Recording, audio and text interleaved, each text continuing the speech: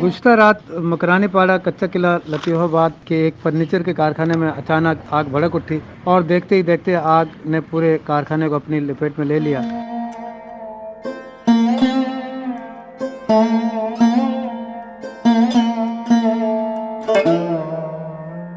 बड़ी मुश्किल से फायर ब्रिगेड की मदद से आग पर काबू पाया गया।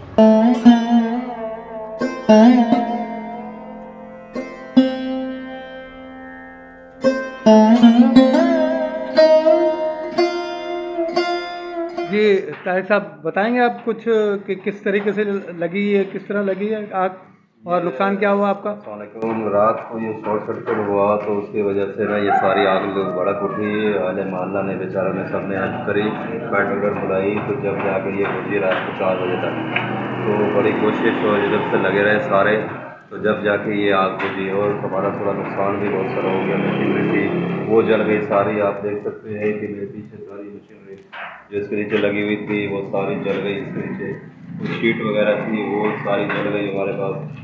तो हमारा काफ़ी नुकसान हो गया, वो भी रमज़ान हो गए अंदर अंदर। बस तो हुकूमत से बस ये अपील है कि थोड़ी सी हमारी अगर कर दे साथ में तो बड़ी मेहरबानी होगी उनकी। मोहम्मद असलम शेख, मीडिया ज़ा, HD न्यूज़, हैदराबाद।